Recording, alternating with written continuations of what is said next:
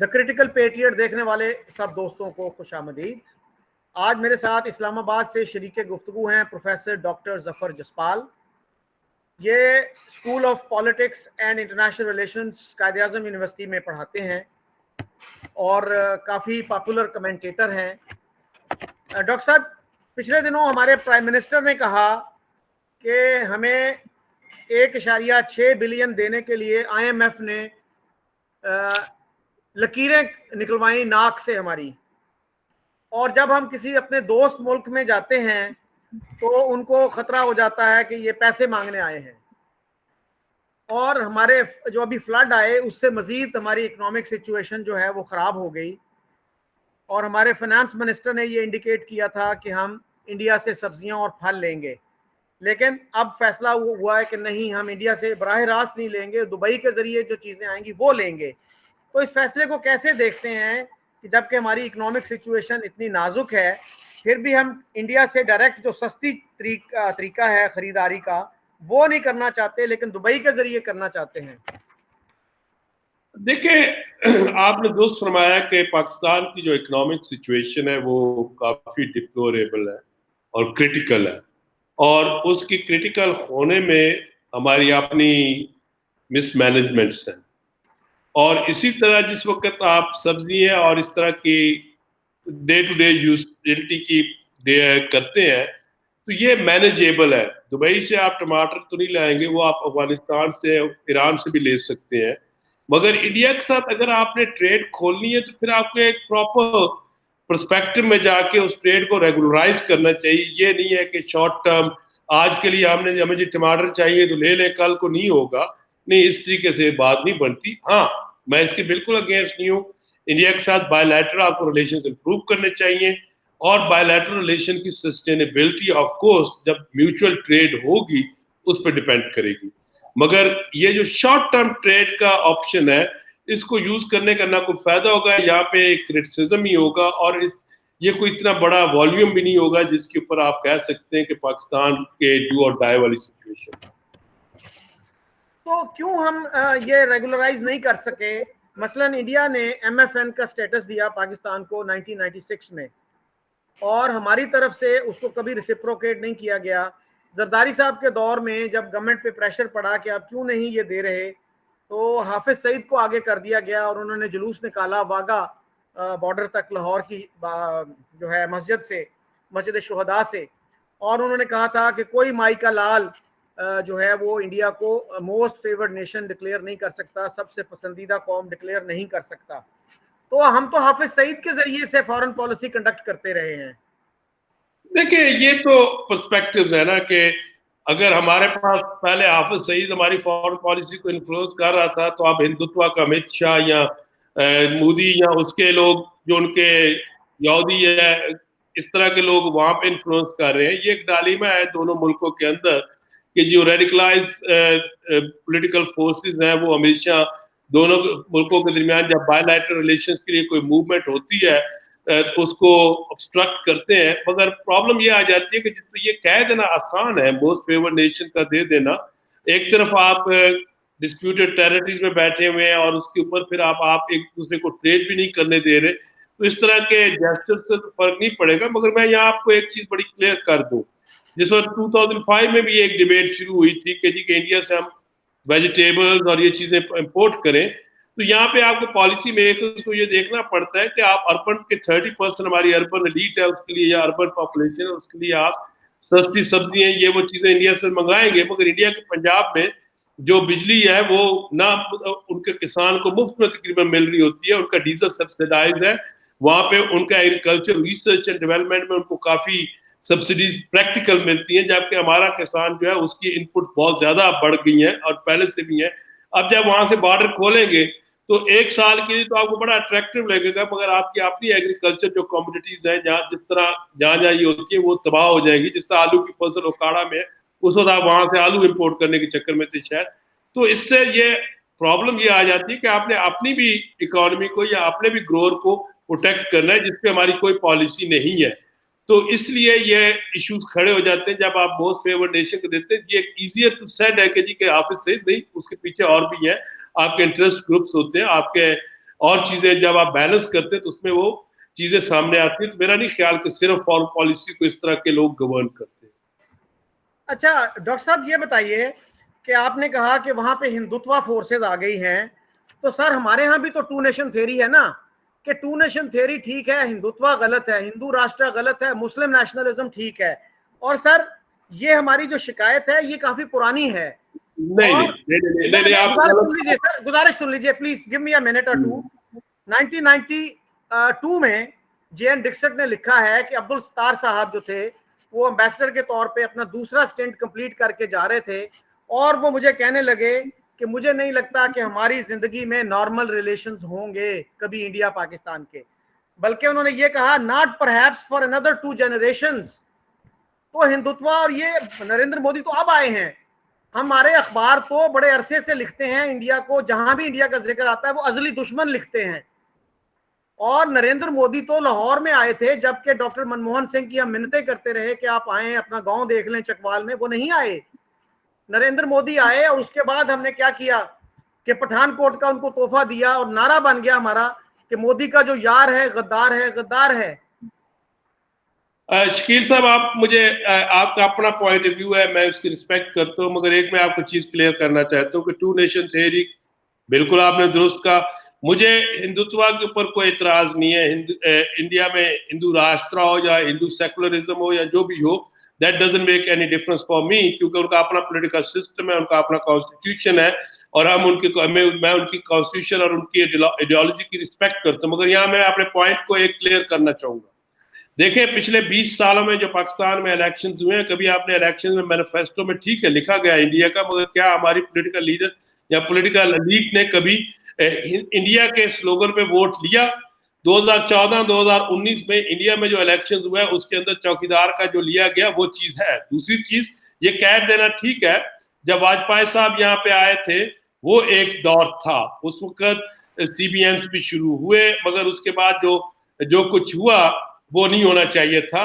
मगर वाजपेयी वाली जो विजिट थी और उसकी बेस पे फिर आगे हमारा कंपोजिट डायलॉग शुरू हुआ, वो ठीक है। मगर अगर आप ये कहेंगे कि जी के नरेंद्र मोदी साहब लाहौर में, वो कोई पॉलिटिकली नहीं आए थे, वो कोई डिप्लोमेटिक मिशन पे नहीं आए थे, वो एक ड्रोन की तरह लाहौर में लैंडेड किया, उन्होंने एक विश किया, प्राइम मिनिस्टर साहब उस वक्त जो थे उनकी बेनवासी की शादी पे पार्टिसिपेट करने आए। तो मेरा ख्याल है कि उनके लाहौर का जो आना है उसको डिप्लोमेटिकली यहाँ इस चीज में नहीं हम लेते, इवन हम कॉन्फिडेंस बिल्डिंग में भी नहीं लेते, क्योंकि उसके साथ कोई चीज अटैच नहीं थी। तो ये देखिए, इंडिया पाकिस्तान की एक हिस्ट्री है, इस हिस्ट्री में हमारे कॉमन रिलेशंस हैं, फैमिलीज हैं, बहुत सी चीजें हैं। उसमें अगर कोई इस तरह आता है, चाहे वो प्राइम मिनिस्टर के मोड में आए या ना आए, इस तरह अगर आप देखते 2014 में प्राइम मिनिस्टर नवाज शरीफ साहब जब इंडिया में गए, प्राइम मिनिस्टर मोदी की जो ओथ टेकिंग सेरेमनी थी, उस वक्त उससे पहले 92-93 से जब हुर्रियत बनी थी तो कोई भी ऑफिशियल कैपेसिटी में प्राइम मिनिस्टर जाता था तो हुर्रियत को मिलता था, मगर गुडविल जेस्चर पे हुर्रियत को प्राइम मिनिस्टर नवाज शरीफ नहीं मिले। मगर जब प्रेस कॉन्फ्रेंस करनी पड़ी तो अलोन बैठे। तो इसलिए ये सिंपल आप एक तरफ का ना करें। अगर पठानकोट का था तो इधर भी बहुत से निकल आएंगे लेसन। तो अगर हम डायलॉग करना चाहते हैं तो improve the India Pakistan relation, उसमें इस तरह के जो इरिटेंट्स हैं ये रहेंगे हैं। It will take a time to overcome. अगर सत्तार साहब को वो कोट कर रहे, उसने बिल्कुल ठीक कोट किया, क्योंकि अगर आप देखें तो 2 जनरेशन उसके बाद गुजर ही गई है मोर और लेस। एक जनरेशन तो एटलीस्ट 92 से 2022 तक आप आए हैं तो 30 इयर्स है। तो एंथ्रोपोलॉजिकली स्पीकिंग अबाउट 1.5 जनरेशन तो गुजर गई है। तो हम वहीं के वहां क्या, अब तो हम डेडलॉक में चले गए। तो ये इनको देखना पड़ेगा कि किस तरीके से रिजॉल्व करें। ये जो मैंने जब बात की थी कि हिंदुत्व, मैंने कहा ये दोनों तरफ एक माइंडसेट्स हैं। ये बड़ा किसी ने, मैं उसका नाम भूल रहा हूँ, शायद राजानुर किसने कोई लिखा था, एक मैं जब स्टूडेंट लाइफ में नावल पढ़ता था, उसने कहा जो हमारे जमात इस्लाम तो ये रेडिकल, मैं जमात का नाम नहीं लेता, ये अगर अक्रॉस द बॉर्डर पैदा होते हैं तो ये उनके होते रेडिकल, इधर होते हैं तो ये हमारे होते। तो ये एक हमारा है डालिमा है, इसको ओवरकम करना पड़ेगा। अच्छा ये बताइएगा कि जब वाजपेयी आए थे तो उस वक्त तो उम्मीद हो चली थी ना, उस वक्त अब ये चीजें छप चुकी हैं कि मुशर्रफ साहब ने जमात इस्लामी को यूज किया मुजाहरे करवाने के लिए, उन्होंने खुद से नहीं किए, नवाए वक्त में ये चीज छप चुकी है। तो अगर स्टेट जो है और आर्मी चीफ ने इनकार कर दिया कि मैं सलूट नहीं करूंगा वाजपेयी को, तो इस चीज को कैसे देखते हैं आप? मेरा ख्याल है कि ये उस वक्त के प्राइम मिनिस्टर साहब की रिस्पॉन्सिबिलिटी थी कि अगर उनका आर्मी चीफ नहीं कर रहा था या उसको वो कोई भी अंडर कवर हो रहा था, he had to take initiative. उस वक्त के प्राइम मिनिस्टर साहब ले सकते थे, उन्होंने नहीं लिया। तो इसलिए मेरा अपना व्यू ये है कि जिस वक्त वाजपेयी आके वहां पे मीनार पाकिस्तान पे आके उसने तकरीर भी कर दी, तो ये जो हमारी डेमोन्स्ट्रेशन, ये देखिए ये नेचुरल होता है कि कुछ फोर्सेस वेलकम कर रही होती है, कुछ नहीं कर रही होती है। स्ट्रेटेजिक इंटरेस्ट के अलावा आप कह सकते हैं कि प्रेशर ग्रुप्स हैं, individual come to group interest होते हैं।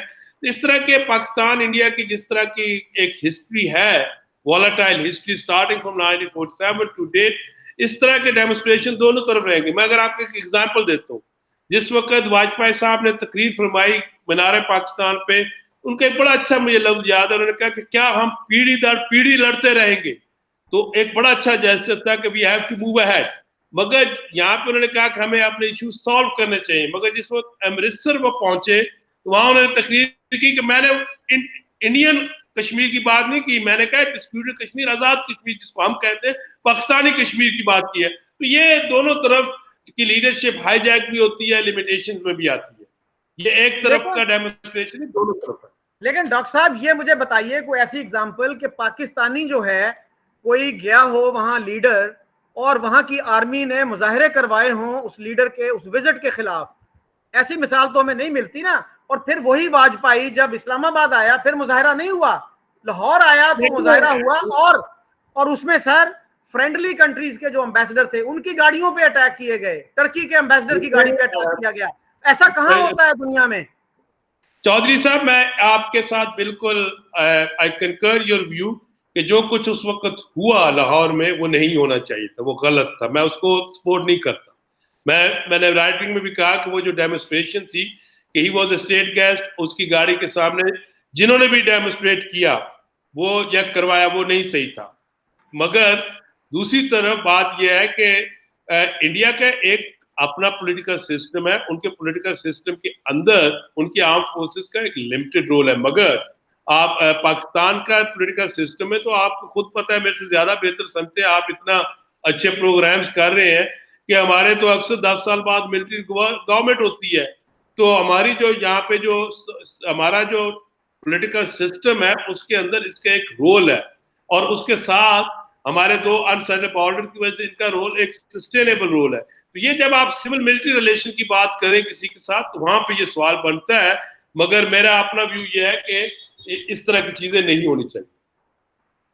अच्छा डॉक्टर साहब ये बताइएगा कि हम दिन रात ये सुनते हैं कि India is an existential threat to Pakistan, तो लेकिन एक भी हमें एक एकेडमिक एक्सपर्ट नजर नहीं आता, बल्कि शायद जर्नलिस्टिक एक्सपर्ट भी कोई नहीं है इंडिया पे। तो क्या हम इंडिया का मुकाबला जहालत की बुनियाद पे करना चाह रहे हैं? नहीं, आप ये गलत कह रहे हैं। इंडिया पे पाकिस्तान में अगर आप देखें, मेरे एक कुलीग की बड़ी अच्छी बुक आई है बीजेपी पे, मुजीब अफजल साहब की, अगर आप किताबें पढ़ते हैं तो मेरी अपनी इंडिया सर्जिकल स्ट्राइक स्ट्रेटजी ब्रिक्समैन रिस्पॉन्स पे बुक आई थी। इसी तरह इंडिया पे काम हो रहा है, इधर भी काम हो रहा है। ये बात दुरुस्त है कि जो इंडिया का एक वॉल्यूम है वो हमारा वॉल्यूम नहीं है। दूसरा, जर्नलिस्ट के साथ, आजकल आप खुद जर्नलिस्ट हैं तो आपको उनके बारे में ज्यादा बेहतर पता होगा, मैं उसके ऊपर कमेंट नहीं करना चाहता।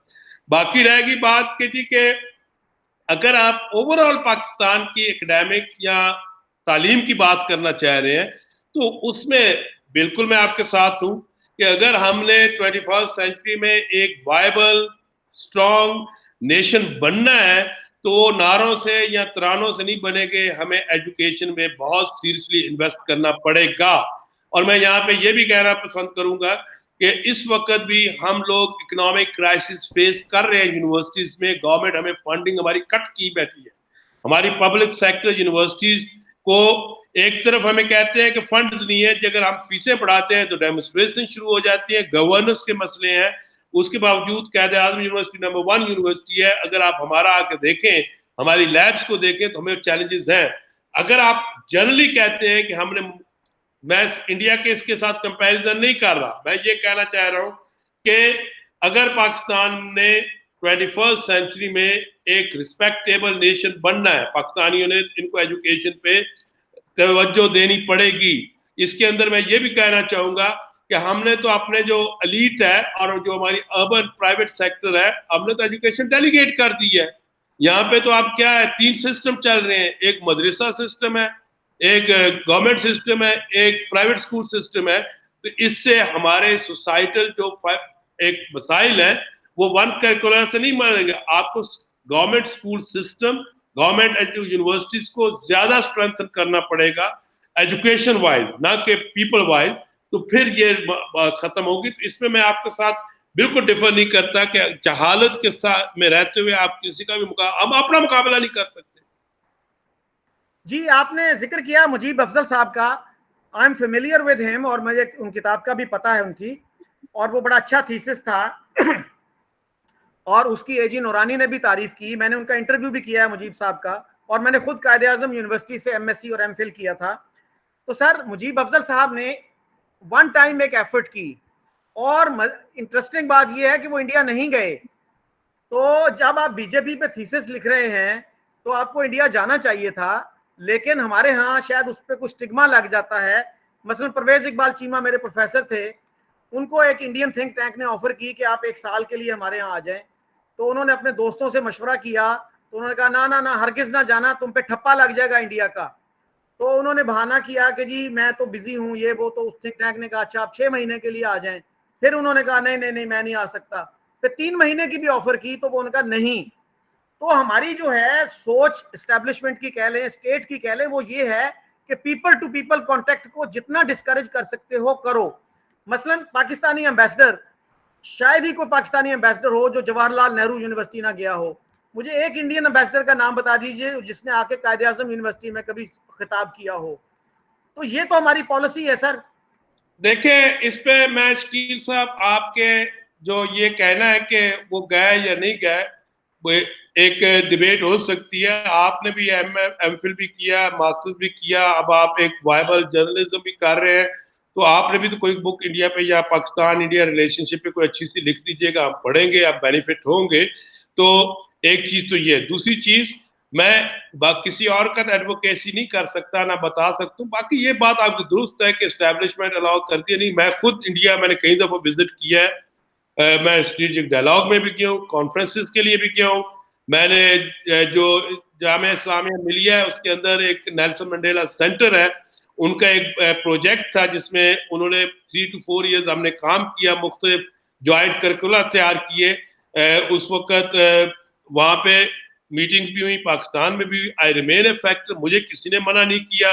हाँ, ये बात दुरुस्त है कि जब मैं इंडिया में एक दफा गया तो मैंने अपना टाइम पीरियड एक्सटेंड किया कि मैं कुछ इंटरव्यूज करूँ अपने पीएचडी के डिसर्टेशंस के लिए। तो मैंने जिन लोगों को भी वहाँ लिखा, क्योंकि मुझे एकेडमिक्स के तो इंटरव्यूज में रोज मिल रहा था, मुझे पता था जो वहाँ पे 3-4 मेरे फील्ड के लोग दिल्ली में थे, तो उस वक्त मुझे जो उनके थिंक टैंक्स को हेड भी कर रहे होते थे, एक्स मिलिट्री बॉसेस, उन्होंने लिफ्ट नहीं कराई।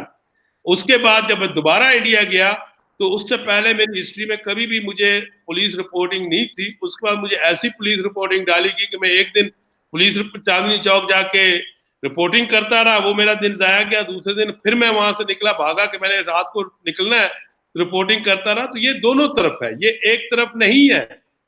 इसलिए जो आप कहानी परवेज साहब की, अल्लाह ताला ने जन्नत नसीब करे, बता रहे हैं, वो खुद जिंदा होते तो बात आपको मैं उनसे पूछता, मेरा इस पे कोई नहीं है। मगर ये जो डिस्करेजिंग एटीट्यूड है, मैंने उसके बाद ये अपने ज़हन में बिल्कुल क्लियर कर लिया कि मैं अवॉइड करूंगा इंडिया को विजिट करने से। क्योंकि हमारे यहाँ पुलिस रिपोर्टिंग जब होती है तो शायद आसान है यहाँ पे। आप अगर JNU से जामिया मिलिया से जाए ना चांदनी चौक, आपका पूरा दिन वहां निकल जाता है। तो उस पुलिस रिपोर्टिंग से बेहतर है कि आप ना ही जाए। तो ये एटीट्यूड एक तरफ नहीं है, ये दोनों तरफ है। इसको मैं मगर आपके साथ एक चीज पे कंकर करता हूं कि हमें इस एटीट्यूड को ओवरकम करना है। जी, ये तो बहुत ही अनफॉर्चुनेट बात है कि इस तरह के जो हैं दोनों मुल्कों के दरमियान ऐसे मसाइल हैं। बहरहाल बहुत सारे लोगों को नॉन रिपोर्टिंग वीज़ा भी मिल जाता है, और अगर प्रोफेसर परवेज इकबाल चीमा जाते तो उनको डेफिनेटली नॉन रिपोर्टिंग वीजा मिलता। लेकिन हमारा जो है ना एटीट्यूड, अब देखिए कितने बांग्लादेशी स्टूडेंट्स हैं जो इंडिया में पढ़ रहे हैं, लेकिन हमारा कोई स्टूडेंट वहां नहीं जा सकता। अच्छा सर, कश्मीर की हम ब्रीफली बात कर लें तो सैयद अली गिलानी ने, जो पाकिस्तान में सबसे पॉपुलर कश्मीरी लीडर थे, उन्होंने एक बड़ा मशहूर बयान है उनका जिसमें उन्होंने कहा था कि कोई मुसलमान जो है नॉन मुस्लिम मुआशरे में नहीं रह सकता, किसी सेकुलर सिस्टम में नहीं रह सकता, तो ये ऐसे ही है जैसे पानी के बगैर मछली को रहना पड़े। और फिर सरदार मसूद साहब जो एजेके के प्रेसिडेंट थे, आजकल एम्बेसडर हैं अमेरिका में, उन्होंने भी कहा कि हम दो कौमी नजरिए की बुनियाद पे मसला कश्मीर का हल चाहते हैं और मसला दो कौमी नजरिए की बुनियाद इस्लाम में है। इस स्टेटमेंट को आप कैसे देखते हैं, इन स्टेटमेंट्स को? मैं दोनों स्टेटमेंट से अवेयर नहीं हूं ना, मैं दोनों स्टेटमेंट्स को एंडोर्स करता हूं। अगर ये है तो उनके अपना पर्सपेक्टिव है, मेरा पर्सपेक्टिव इससे डिफरेंट है। मुसलमान हर मुआशरे में रह सकता है। हाँ, अगर उन्होंने इस पर्सपेक्टिव से कहा कि जो इंडिया में एक फैमिली लॉज में या ये जो अभी प्राइम मिनिस्टर मोदी की गवर्नमेंट ने कुछ लॉज डिफाइन किए हैं और जिस तरीके से वहां पे कत्ल गारत हो रही है, अगर उस हिसाब से कहते हैं तो फिर नहीं रह सकते। तो बाकी रह गया मसला कश्मीर, एक डिस्प्यूटेड है। इंडिया गया था यूएन में, यूनाइटेड नेशन की सिक्योरिटी रेजोल्यूशंस वहां पड़ी हैं, उनको इम्प्लीमेंट करना उनकी रिस्पॉन्सिबिलिटी है। एक लीगल इशू है, उसको लीगली सॉल्व होना चाहिए, और जब भी कोई लीगली इशू सॉल्व नहीं होता तो उसके बाद उसके जो रिपरकशंस हैं वो वही होते हैं जो इंडिया पाकिस्तान फेस कर रहा है। ये जो बयान मैंने आपको कोट किया अली गिलानी साहब का, ये कोई 12-13 साल पुराना वो है, नरेंद्र मोदी के इक़्तिदार में आने से पहले की बात है। देखे अजूर, इस तरह के बयानात पॉलिटिकल लीडर्स देते हैं सिचुएशन टू सिचुएशन। हमारे मुल्क में बड़ा क्लियर है, मैं और आप माइनॉरिटीज के साथ हमें कोई प्रॉब्लम नहीं है, हम उनको डिफेंड करते हैं। मेरे इलाके में सानी फैमिलीज की बहुत बड़ी एग्रीकल्चर लैंड है, वो यहीं रहते हैं, कुछ उनको आज तक नहीं हुआ। सिंध में कोई होता है जहाँ यही कभी कई दफा हमारी क्रिश्चियन कम्युनिटी के खिलाफ जब जिस तरह बैरसफहमी के बनते हैं लॉ, ये एक इश्यूज हैं, मगर माइनॉरिटीज को प्रोटेक्ट करना गवर्नमेंट की रिस्पॉन्सिबिलिटी है और वो करना चाहिए। वो कहीं लैक हुई होगी तो उस पर गिलानी साहब का एक ये बयान आया होगा, मगर उसके साथ कश्मीर को अगर आप देखेंगे तो वो एक डिस्प्यूटेड टेरिटरी है, डिस्प्यूट्स को सेटल किया जाता है, खत्म अनड्यू नहीं किया जाता, और एक लीगल डिस्प्यूट है, इसको लीगली खत्म किया जाए। अच्छा जफर साहब, ये जो है जूनागढ़ का भी मसला एक है ना डिस्प्यूटेड टेरिटरी, वो कि नहीं है? पाकिस्तान ने 2020 में जो नया नक्शा बनाया उसमें एक दफा फिर जूनागढ़ को अपना हिस्सा दिखाया, और जूनागढ़ की एक्सेशन जो है पाकिस्तान ने सितंबर 47 में एक्सेप्ट कर ली थी। तो वो किस लॉजिक के तहत एक्सेप्ट की गई थी? क्या उसने कश्मीर का जो स्टैंड है, पाकिस्तान का जो स्टैंड है कश्मीर पे, जैसे कि एम्बेसडर शाहिद अमीन ने लिखा है कि जूनागढ़ की एक्सेशन ने हमारा कश्मीर पर जो केस था वो इरोड कर दिया। देखिए, मेरा व्यू ये है कि अगर जिस वक्त जूनागढ़, हैदराबाद, इन तीनों पे हमें स्टैंड लेने चाहिए थे, अगर नहीं लिए, मैं भी उस वक्त पाकिस्तान नया बन रहा था, हम वहां से कैपिटल शिफ्ट कर रहे थे, हमारा एक सारी हर चीज न्यू थी। इंडिया को तो एक सेटल्ड कैपिटल मिल गया, रिसोर्सेज मिल गए, और उसके पास एक इंट्रोडक्शन था Pakistan as a newly born state. इसने जब मूव ऑन किया होगा तो हो सकता है उस वक्त इनके डिफरेंट पर्सपेक्टिव होंगे, मगर कश्मीर के अंदर जब आजादी शुरू हुई, और कश्मीर को कौन यूएन में ले गया हजूर? आपको मालूम है ना, कश्मीर को यूएन में कौन ले गया? इंडिया लेके गया। जब वो इशू बन गया, हमें भी ले जाना चाहिए था, हमारी उसको लीडरशिप नहीं लेके गई, मगर एक जब कश्मीर में चला गया, एक जब यूएन में इशू चला गया तो उसको फिर आपको मौका मिल गया, आपने उसके ऊपर हैमर करना शुरू कर दिया और आप इसको लीगल सेटल करना चाहते हैं। तो इसका ये मतलब नहीं है कि आपने जूनागढ़ या उस पर अगर आपके स्टैंसेस वीक थे तो इसको भी आप छोड़ दें। पाकिस्तान जूनागढ़ का केस लेके यूएन में गया, तो पाकिस्तान को क्या, पाकिस्तान ने वो केस विड्रॉ कर लिया है अब, और उसने कहा जी नहीं अब हम कश्मीर पे फोकस करेंगे? मेरा ख्याल है कि नहीं किया। मेरा ख्याल, मैंने उसके ऊपर आई एम नॉट क्लियर कि क्या, मेरा नहीं ख्याल कि उसको हमने विड्रॉ किया। अच्छा, गुजारिश ये है जी कि पाकिस्तान के पास ठीक है कि बना बनाया कैपिटल नहीं था, लेकिन उसका इस चीज से क्या ताल्लुक है?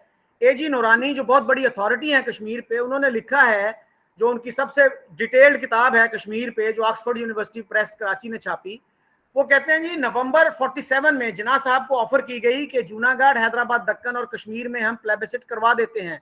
ही रिफ्यूज्ड. तो that means Pakistan missed the bus, and if you miss the bus you miss the bus. मैंने इस किताब में मैंने देखा है, मगर मैं इस चीज से अवेयर नहीं हूं, मैं इस पे कमेंट नहीं कर सकता. तो आपके ख्याल में नहीं, इसमें देखे एक बड़ी क्लियर होती है, जिस वक्त लीडरशिप जब कोई बयान दे रही थी उसका आप उसका प्रियम्बल या उसका आगे पीछे उसके ऊपर क्या डिबेट थी, क्या चीजें थी, वो उसको देखना पड़ता है. प्रॉब्लम ये होती है कि जर्नलिज्म में हम एक पॉइंट उठा लेते हैं और उस पॉइंट को हैमर करने लग पड़ते हैं, एक स्टेटमेंट को लेके हम चल पड़ते हैं. नहीं, मैंने इसको देखा नहीं है, ना मैंने इसको एग्जामिन किया है, मैं इस पर कोई व्यू नहीं दूंगा.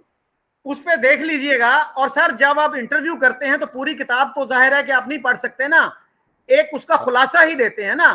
मैंने आपको अपना व्यू दे दिया इस पे जी, आपका अपना व्यू है, मैं उसकी रिस्पेक्ट कर रहा हूँ. बिल्कुल ठीक. अच्छा सर, मैं इंडियन से जब बात करता हूं तो वो ये कहते हैं जी कि पाकिस्तानी जो है वो यूएन रेजोल्यूशन की बात तो बहुत करते हैं, लेकिन वो यूएन रेजोल्यूशन को पढ़ने का तरद्दुद नहीं करते. और जो सबसे मशहूर रेजोल्यूशन है 47, उसमें क्या कहा गया है कि Pakistan will withdraw all it's troops and nationals. ठीक है जी. उसके बाद फिर India will also withdraw most of its troops, लेकिन वो कुछ मेंटेन रख सकते हैं. वो कहते हैं कि पाकिस्तान ने पहली शर्त पूरी नहीं की, हमने दूसरी नहीं की. और ये वो रेजोल्यूशन है सर, एक मिनट सर, ये वो रेजोल्यूशन है 47 जिसके खिलाफ पाकिस्तान के उस वक्त के वजीर खारजा सर जफरुल्लाह खान ने तकरीर की थी. देखिए बात ये है, उसके बाद भी सब्सिक्वेंटली रेजोल्यूशंस आई ना, 48 की भी आई. दूसरा, आपको शायद मालूम है कि ट्रुप्स किसके थे? स्टेट ऑफ पटियाला के आए थे. स्टेट ऑफ पटियाला उस वक्त अनेक्स कर चुकी थी इंडिया के साथ, और माउंटेन बैटरीज जब कश्मीर में लैंड की स्टेट ऑफ पटियाला की, तो वो टेक्निकली दिल्ली कमांड के अंडर थी. पाकिस्तान का तो ट्रुप उस वक्त गई नहीं. अगर लश्कर या जहादी चले गए तो उसको आप ट्रुप्स में ना ले आए ना, तो इस तरीके से ना आप चीजों को डिस्टॉर्ट करें. जफर साहब, सबसे पहले जो है हमने स्टैंड स्टिल एग्रीमेंट किया था कश्मीर के साथ, और सिकंदर बलोच जो एक रिटायर्ड लेफ्टिनेंट कर्नल हैं, उनका आर्टिकल एक नवाए वक्त में छपा कि हमने हर स्टेप पे कश्मीर को मिसहैंडल किया.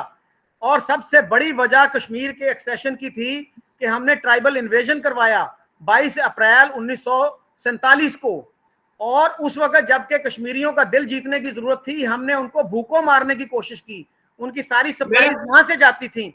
और सर हमने डिप्लोमेटिक लेवल पे भी कोई एफर्ट नहीं की. नहीं, देखिए आप अगर ये कहें कि कश्मीर इश्यूज को मुख्तलिफ अदवार में प्रॉपर्ली हैंडल नहीं किया गया, इस पे वन कैन डिबेट और कह सकते हैं, मैं किसी को डिफेंड नहीं कर रहा, बहुत दफा मिस हैंडल हुआ है, इस पे बात होती है. मगर अगर ये कहना है कि लश्कर का ये वो, देखिए Quaid-e-Azam was a constitutional man, मगर there were other forces as well.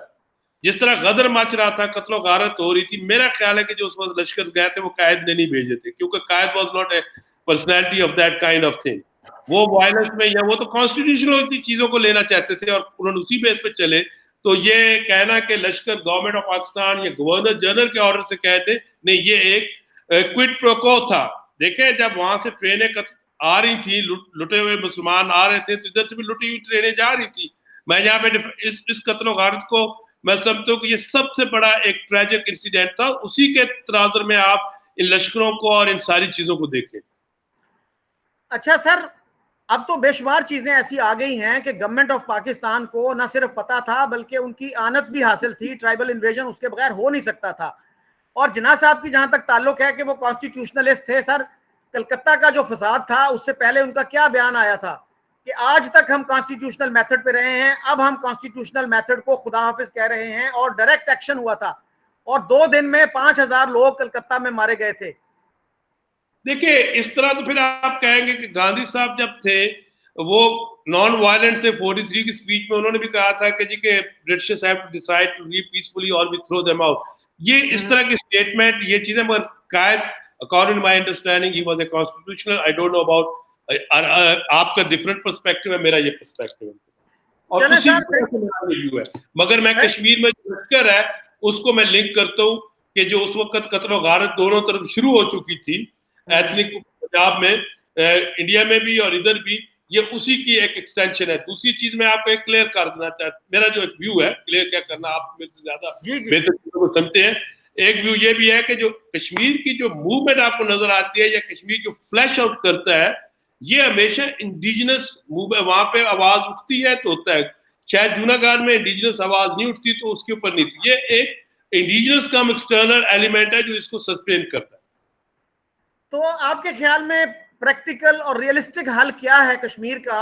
बहुत से लोग जो हैं इंडिया में, पाकिस्तान में, प्राइवेटली एटलीस्ट ये कहते हैं कि लाइन ऑफ कंट्रोल को परमानेंट बॉर्डर बनाए बगैर ये मसला हल नहीं होगा। 70-75 साल अब गुजर गए हैं, 75 साल इस तरह ही गुजर जाएंगे अगर हम इसको एक्सेप्ट नहीं करेंगे। What do you say about that? मेरा व्यू ये है कि मैं ना प्राइवेटली कुछ कहता हूँ ना ओपनली, मेरा जो व्यू है वो मैं ओपनली कहता हूँ। मेरा व्यू ये है कि एलओसी को ये फ्रीज करना मुश्किल होगा। इसके ऊपर जो एक मुशर्रफ साहब के दौर में और कसूरी साहब जो क्लेम करते हैं नेगोशिएशंस जब हुई थी कि हम कुछ नजदीक पहुंच गए थे, तो वो एक अप्रोच बेहतर है। इसी तरह जिस तरह सियाचिन और सर क्रीक पे हमारे एग्रीमेंट्स हो गए थे, तो उनको साइन होकर आगे मूव करना चाहिए। हम जब step by step conflict resolution की तरफ जाएंगे तो एक स्टेज पे जाके हम इस पे भी कर लेंगे। हाँ, ये बात दुरुस्त है कि ये कहना, देखिए पाकिस्तान ने 1963 में गालबन चाइना के साथ भी तो बॉर्डर एडजस्टमेंट की थी ना, तो बॉर्डर एडजस्टमेंट हो सकती हैं, मगर उसके लिए एक माहौल बनाना पड़ेगा। ये कह देना कि जी कि ये जहां पे लाइन ड्रॉ है, फ्रैंकली स्पीकिंग एलओसी तो अभी तक मैप पे है। ये तो जहां ट्रुप्स बैठे हुए हैं ना, इसका मतलब जहां ट्रुप्स बैठे हैं वहीं पे आप सेटल कर देंगे। तो ये जिस वक्त एलओसी बनी भी थी मैप पे भी, या जो 1972 में जब शिमला एग्रीमेंट, उस वक्त भी हुआ था कि हम इसको रिविजिट, इस इश्यू को आप रिविजिट करें रियलिस्टिकली, प्रेगमेटिकली, लुकिंग फॉरवर्ड, तो इसमें गिव एंड टेक करके आपको सेटल किया जा सकता है। मगर उसके लिए जरूरी है कि एक कंड्यूसिव एनवायरनमेंट प्रोड्यूस करें, जो कंपोजिट डायलॉग के साथ शुरू हो गई थी, जिसमें सर क्रीक और आपका सियाचिन वन सिग्नेचर्स अवे हैं, उसको सेटल करें, फिर आगे मूव करें तो हल निकल आएगा। But if there is a will, मेरा ख्याल है विल अभी दोनों तरफ, ये पाकिस्तान की तरफ अगर है तो इंडिया की तरफ नहीं है, अगर इंडिया में है तो इधर नहीं है। Thank you very much doctor Zafar Jaspal sahab. Thank you.